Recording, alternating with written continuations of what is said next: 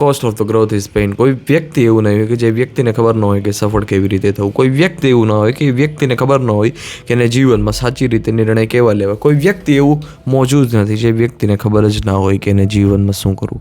બધા જ લોકોને બધી ખબર જ છે, પણ કોઈ છે કિંમત ચૂકવવા નથી માગતા. બધા જ લોકો સફળ થવા માગે છે, પરંતુ બધા જ લોકો સફળ ત્યાં સુધી થવા માગે છે કે જ્યાં સુધી સફળતાની છે કિંમત ના ચૂકવવી પડે. જ્યારે સફળતાની કિંમત ચૂકવવાની વાત આવે ત્યારે પાતળી ગલીમાંથી છે નીકળી જાય છે.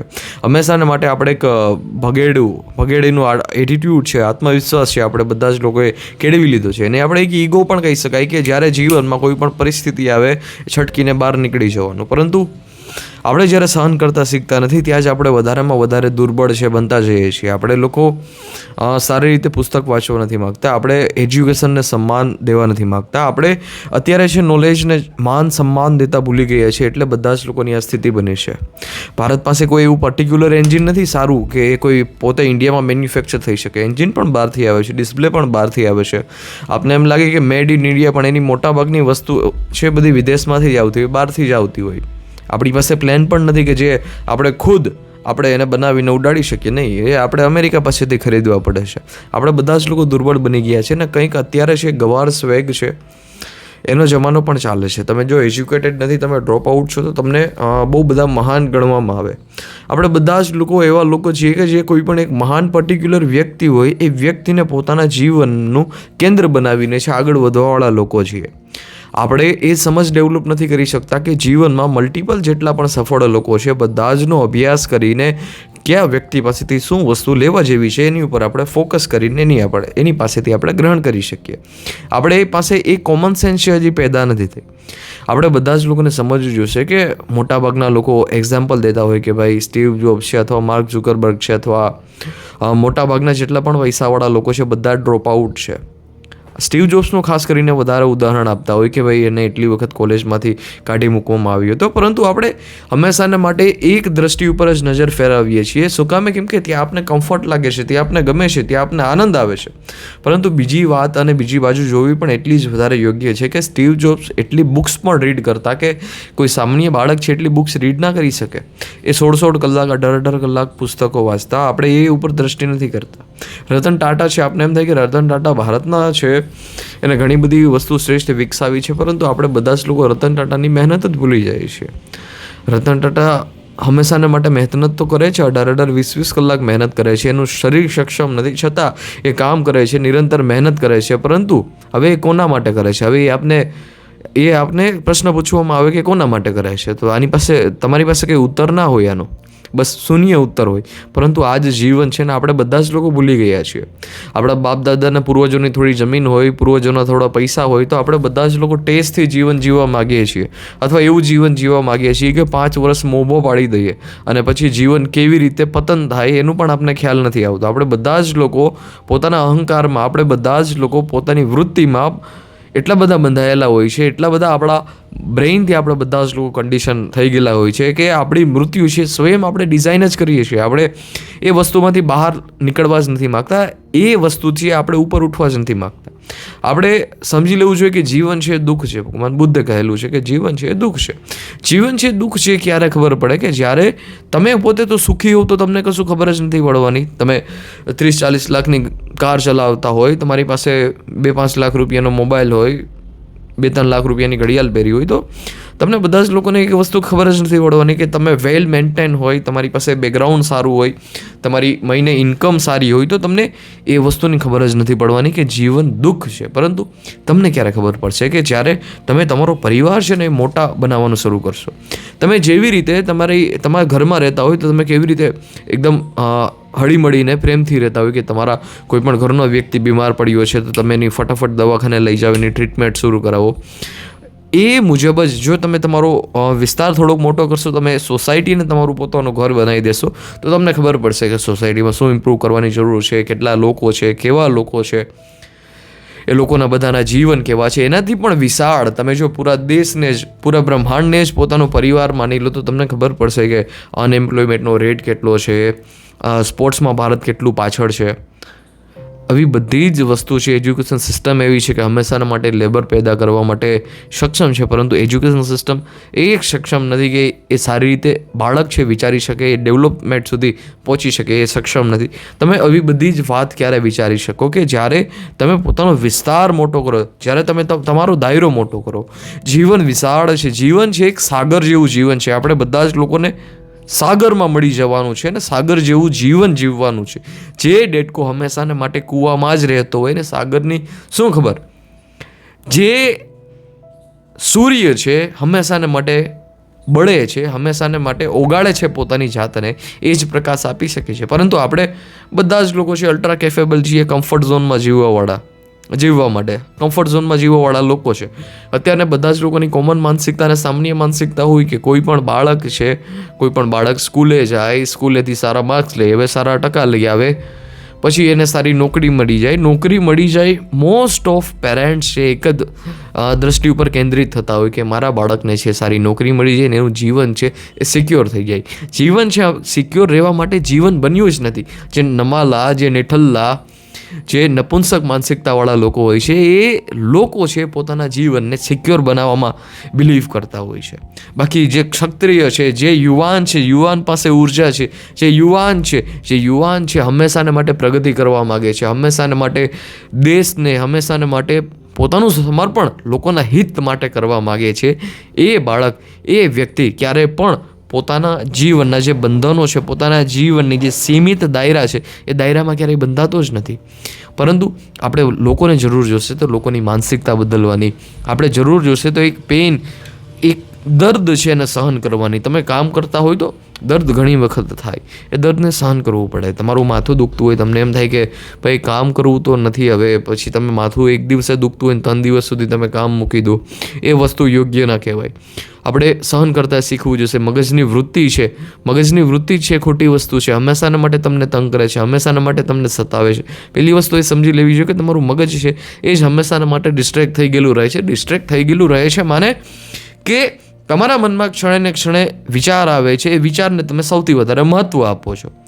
તમે કોઈ પણ કામ કરી રહ્યા હોય, ઇન કેસ ઓફ હું તમને એક્ઝામ્પલના રૂપે દઉં કે આ બુક છે, તમે બુક વાંચી રહ્યા હોય, તમે અડધી કલાક બુક વાંચી, હવે તમારા મગજમાં એ વિચાર આવ્યો કે ભાઈ આ વસ્તુ તો અહીંયા હોત તો સારું હતું, અથવા મારે આ કંઈક વસ્તુ લેવી છે, તો તમે તરત શું વસ્તુ કરો છો? કાં તમે કંઈ લેવાની વસ્તુ હોય તો તમે ઓનલાઈન એને સર્ચ કરો છો, અથવા એમેઝોનમાં મળતી હોય તેમાં તમે સર્ચ કરો છો, સોશિયલ મીડિયામાં કઈ રીતે બેસ્ટ પ્રાઇઝમાં મળે છે. હવે તમને એ ખબર પડી ગઈ કે આ વસ્તુ છે બેસ્ટ પ્રાઇઝમાં મળે છે, પછી હવે તમને એમ થાય કે હું ઓનલાઈન મગાવીશ ને મને નહીં ફાવે તો પછી તમે એના રિવ્યૂઝ જોવાને શરૂ કરો છો, બીજી વસ્તુ જોડે કમ્પેર કરવાની શરૂઆત કરો છો.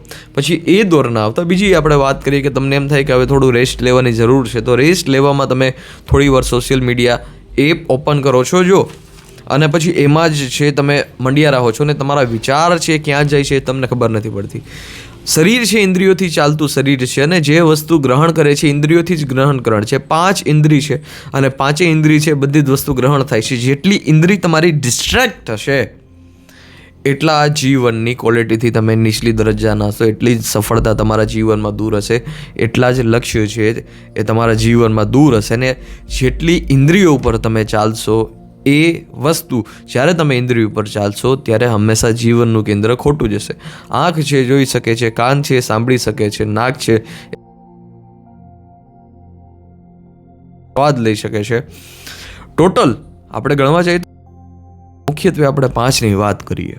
5 ઇન્દ્રિય છે જે હંમેશાના માટે જેના રૂપે આપણું શરીર છે હંમેશાના માટે ચાલતું હોય, પરંતુ જ્યારે તમે કોઈ પણ કામમાં ફોકસ કરવા માગતા હોય ત્યારે તમારા દૈનિક જીવનમાં તમે કઈ વસ્તુ ખાધી છે, કઈ વસ્તુ નથી ખાધી, તમે કઈ વસ્તુ જોવો છો, એના ઉપર પણ ઘણી બધી વસ્તુ છે ડિપેન્ડ કરતી હોય. તમારા જીવનમાં એક સ્ટેબિલિટી, એક સ્થિરતા જોઈએ તો તમારે એ પણ સમજવું જોશે કે તમારે કોઈ પણ એક્ટિવિટી કરો, બધી સ્ટેબલ એક્ટિવિટી હોવી જોઈએ. સ્ટેબલ એક્ટિવિટી માને શું કે તમે બુક વાંચી રહ્યા હોય છે, તમને હવે બુક વાંચવાની એક સ્ટેબલ વૃત્તિ છે, એક પ્રક્રિયા છે. તમે ત્યારે એકદમ શાંત હોય, તમે ત્યારે એકદમ સ્ટેબલ હોય, તમારો શ્વાસ છે એકદમ ધીમી લયથી ચાલતો હોય. હવે તમે બુક વાંચ્યા પછી તરત છે ઇન્સ્ટાગ્રામ ખોલો છો, જ્યારે તમે તરત ઇન્સ્ટાગ્રામ ખોલો છો ને પછી તમે સ્ક્રોલ કરતા જાઓ છો, તમારો વિચાર છે એની ગતિ છે તીવ્ર થઈ જાય છે. વિચારની ગતિ જ્યારે તીવ્ર થાય છે પછી તમે પછી તમે પાછા બુક વાંચવા બેસો છો તો પછી કાંઈ વાત નથી લાગતી, મેળ નથી ખાતો. બસ આવું જ થાય છે. એટલા માટે મોટાભાગના લોકો છે એ બુક વાંચી નથી શકતા. મોટાભાગના લોકો છે જીવનના સંઘર્ષથી દૂર ભાગે છે. શું કામે? કેમ કે મનના વિરોધો છે, વિરોધોને સમજી નથી શકતા, વિરોધોને સહન કરી નથી શકતા. મનના જ્યારે વિરોધો હોય તેને સહન કરવા સિવાય બીજા કાંઈ ઉપાય જ નથી. પરંતુ આ લગાતાર આ પ્રોસેસ વારંવાર ચાલ્યા કરે છે તો પછી તમારા મગજની એક ઘડ પડી જાય છે. તમારું મગજ છે પછી શાર્પ થવા માંડે છે, તમારું મગજ છે ફોકસ થવા માંડે છે.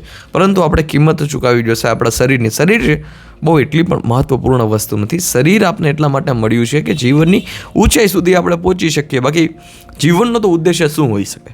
તમે જ ડિસાઇડ કરો કે જીવનનો ઉદ્દેશ્ય શું હોઈ શકે. પૈસા કમાવા છે, કમાઈ લીધા પછી શું?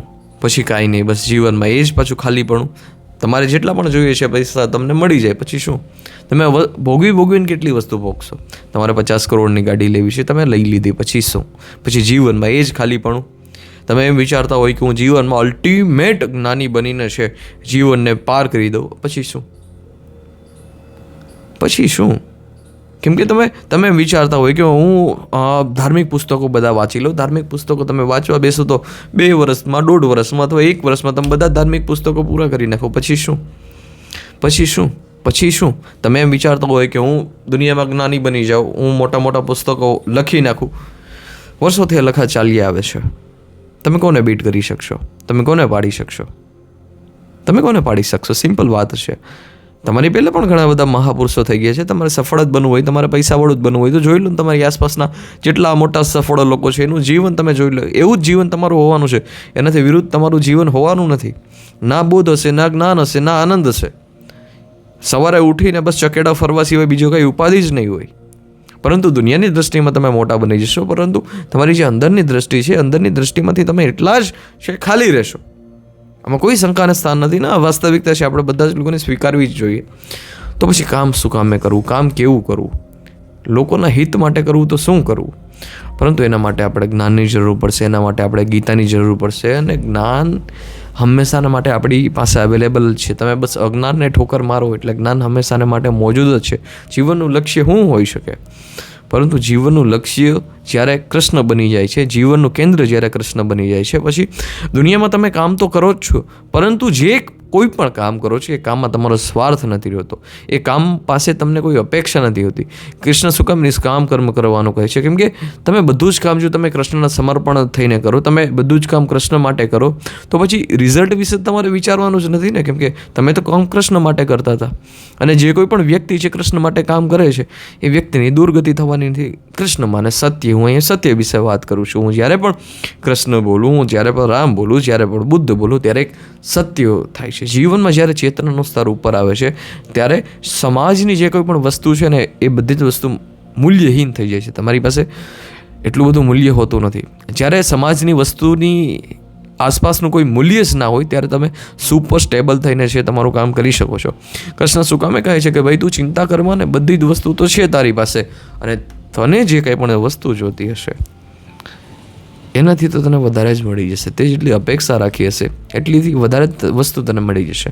તમે પણ તમારા જીવનમાં ગૌર કરો ને કે તમારા જીવનમાં જેટલી અપેક્ષા હતી, અપેક્ષા કરતાં તો તમને સારું જીવન મળ્યું છે. અપેક્ષા કરતાં તો ક્યાંય 10 ગણું છે બહેતર તમને જીવન મળ્યું છે. પરંતુ મનુષ્યની અપેક્ષા છે ક્યારેય સેટિસ્ફાઈ થઈ નથી શકતી. વસ્તુ, વ્યક્તિને, પરિસ્થિતિ હંમેશાના માટે કોની થઈ છે ને કોની થવાની છે. પરંતુ જ્યારે જીવનમાં બોધ આવે છે, જીવનમાં જ્યારે જ્ઞાન આવે છે, જીવનમાં જ્યારે તમે પેઇન છે એ સહન કરતાં શીખી જાઓ છો ને, ત્યારે પછી શું કરવું છે ને એ પ્રશ્ન જ નીકળી જાય છે. પછી લોકોના હિત માટે જ થાય છે જે કાંઈ પણ કાર્ય થાય છે. એ દુનિયાને જરૂર છે એક હિંમતવાન લોકોની, દુનિયાને જરૂર છે તાકાતવાળા લોકોની, દુનિયાને જરૂર છે એવા યુવાનોની કે જે યુવાન છે એ દેશ બદલવાની ક્ષમતા રાખે છે, એ યુવાન છે એ રિવોલ્યુશન કરવાની ક્ષમતા રાખે છે. પરંતુ અત્યારનો યુવાન ક્યાં પડ્યો છે? અત્યારનો યુવાન પડ્યો છે સોશિયલ મીડિયામાં. અત્યારનો યુવાન પડ્યો છે કે એને કોઈ પણ વસ્તુ જોતી હોય અથવા કોઈ પણ વસ્તુ ખાવી હોય તો હંમેશા ઇન્દ્રિયો ઉપર ચાલતો યુવાન જોવા મળે છે.